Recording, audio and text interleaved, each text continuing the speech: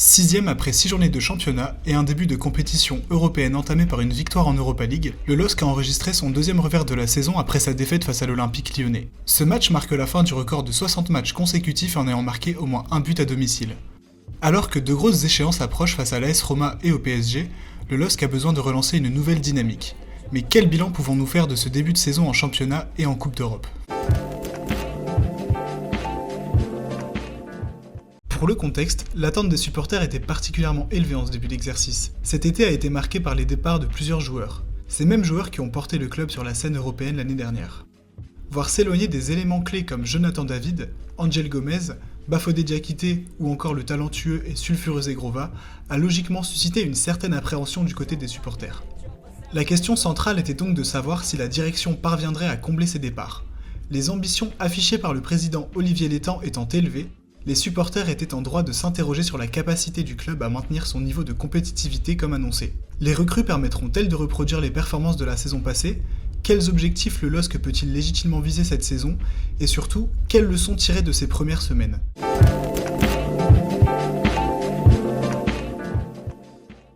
Concernant le recrutement, il faut reconnaître que l'attente a été longue, créant une certaine inquiétude parmi les supporters jusqu'aux ultimes jours du mercato.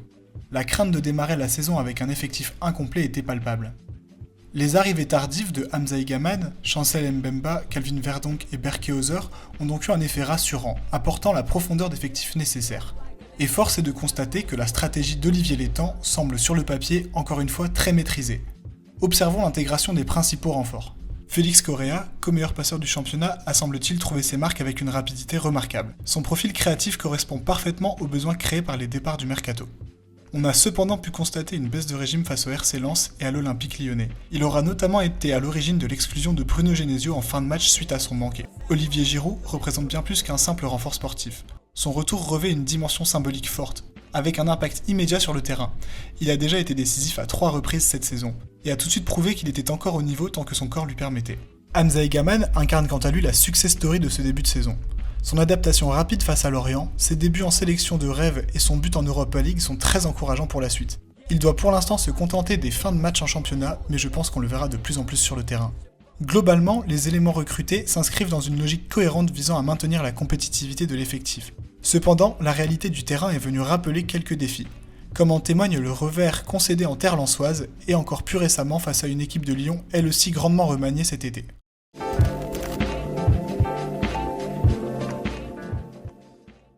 La défaite au Stade Bollaert est venue entacher un début de saison quasi idyllique. Face à l'intensité déployée par les Lensois et dans des conditions météorologiques difficiles, les Lillois ont paru totalement dépassés.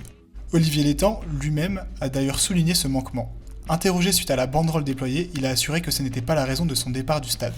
Voici sa déclaration à Ici Nord. Cette banderole fait partie du folklore d'un derby. Ce n'est pas à cause de cela que j'ai quitté le stade avant la fin. La raison, c'est que je n'ai pas aimé le comportement, l'attitude de nos joueurs. Nous n'avons pas disputé un derby, j'étais très agacé par cela. Cette rencontre a aussi offert un premier aperçu cette saison de 2 renforts défensifs. Chancel Mbemba, propulsé titulaire suite à la blessure d'Alexandro, et Calvin Verdonk, qui a remplacé Romain Perraud suite à une cheville tordue lors du derby. Le constat est que leur intégration sportive contraste avec celle de leurs coéquipiers. Verdonk a semblé en difficulté avec le rythme et intensité du match lors du derby.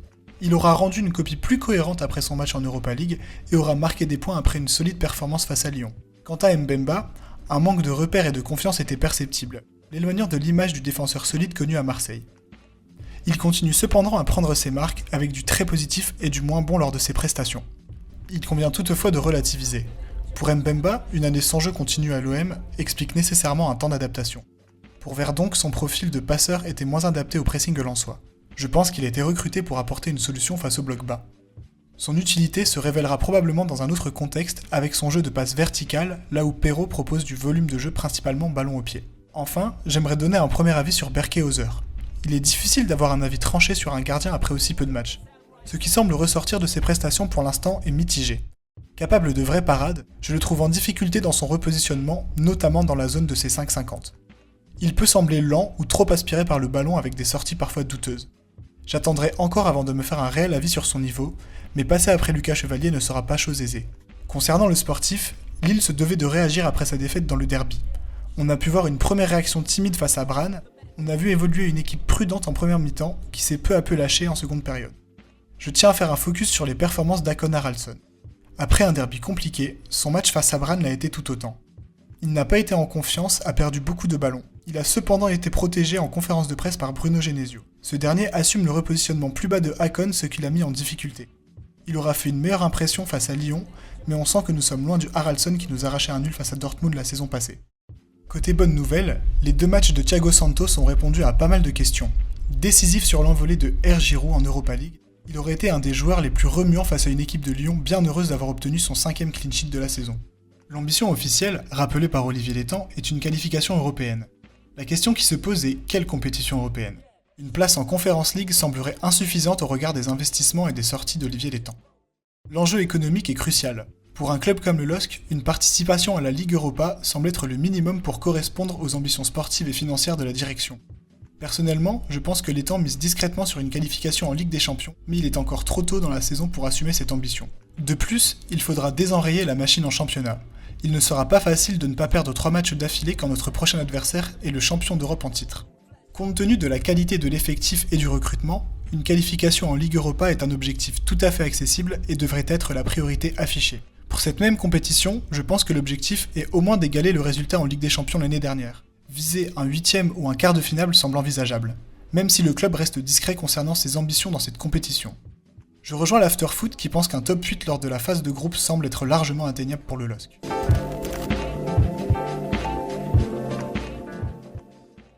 Que pouvons-nous retenir de ces premières semaines ? Premièrement, malgré 2 défaites face à des concurrents directs pour l'Europe, le LOSC se situe quand même dans les bons temps de passage pour réaliser ses objectifs en championnat. Il sera cependant important de réagir dès le match contre Paris pour au moins tenter de se rassurer sur l'état de forme de l'équipe. Deuxièmement, l'intégration rapide d'une majorité des recrues est un signe très positif pour la continuité de la saison. Il faudra bien entendu être patient avec certaines recrues qui pourraient se révéler cruciales avec une intégration complète. Le groupe semble équilibré même si les blessures commencent à s'accumuler après seulement quelques journées. Les absences d'Alexandro et Benjamin André ont fait beaucoup de mal lors de nos dernières rencontres. Enfin, la défaite face à Lens pourrait s'avérer être un mal pour un bien, comme l'ont suggéré Bruno Genesio et Olivier Giroud. Cet échec a peut-être permis de recadrer l'équipe après un départ euphorique. Elle sert de piqûre de rappel sur les exigences de la Ligue 1. Le contenu du match face à Lyon était cohérent et le résultat final aurait pu être bien différent avec une meilleure efficacité dans les 2 surfaces. Mon bilan est donc mitigé mais optimiste. Si l'intégration du noyau dur des recrues est une réussite, le temps jouera un rôle clé pour les éléments en retrait. L'objectif réaliste reste une qualification en Ligue Europa. Avec la qualité de l'effectif et l'expertise de Bruno Genesio, cet objectif est à notre portée. La suite du championnat nous dira si le LOSC peut viser plus haut.